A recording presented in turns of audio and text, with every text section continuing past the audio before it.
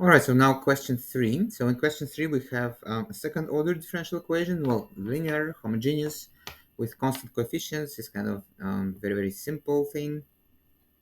It's just that we need to solve an initial value problem here, right? So let's do an initial value. Well, let me explain how to do an initial value problem. So to solve the differential equation, we just try the characteristic equation, right? So lambda square plus 2 lambda plus 2 is 0. Now we've got to solve this algebraic equation. So the discriminant here is 2 squared is 4 minus 4 times 2 minus 8, so which is negative 4. So the discriminant is negative, so which means that the roots are complex. So lambda is going to be minus 2 plus minus square root of 4 is 2, so 2i over 2, so which is minus 1 plus minus I.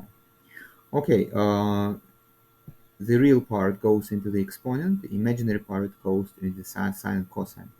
So the general solution of the homogeneous equation is y equals c1 e to the minus 1, so minus x. And then the coefficient at y is 1, so it's just cosine x and sine x, so plus c2 e to the minus x sine x.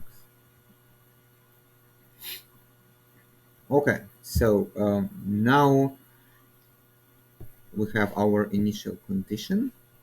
So let us use the initial condition. So we need to find y of 0 and y prime of 0. To find y prime of 0, we need to find y prime first, right? So y prime is going to be, now I've got to differentiate this whole thing. So first I differentiate e to the minus x cosine x, so it's going to be c1 times e to the minus x, or minus e to the minus x cos x. The derivative of cos x is minus sine x, so it's minus c1 e to the minus x sine x. Okay. Then minus c2 e to the minus x sine x plus c2 e to the minus x cos x.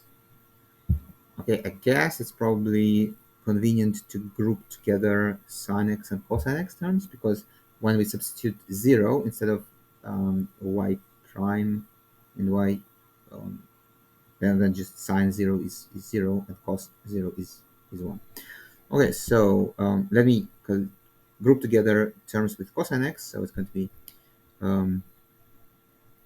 e to the minus x cosine x times minus c1 minus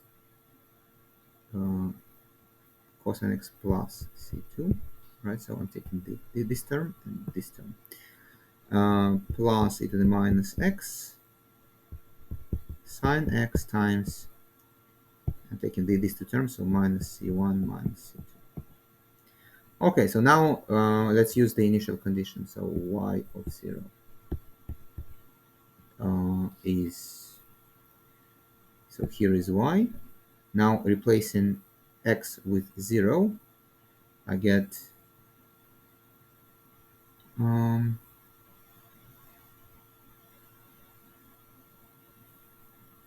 what? Just c1, I guess. So e to the 0 is 1, cosine 0 is 1, so then sine 0 is 0, so this could be 0, so it's just c1. Okay, so this is supposed to be 1. Okay, so c1 is 1. Now we're going to find c2. So y prime of 0 is going to be what? So we have cosine 0 here, so it's minus c1 plus c2. And we've got nothing here because sine 0 is just 0. Okay, and this is supposed to be negative 1. Okay, so c1 is 1. So let me replace c1 with 1. So negative 1 plus c2 equals negative 1. So c2 is 0. Okay, so C1 is 1 and C2 is 0. So the answer is that y equals just e to the minus x cos x. Okay, and to check your answer, enter y of pi with 3 decimal places, right? So y of pi, cosine of pi is negative 1, so it's minus e to the negative pi. So I guess we'll just enter this, like, so let me open my favorite calculator. So minus e to the minus pi. So minus 0.043. Minus 0.043. So that's the answer.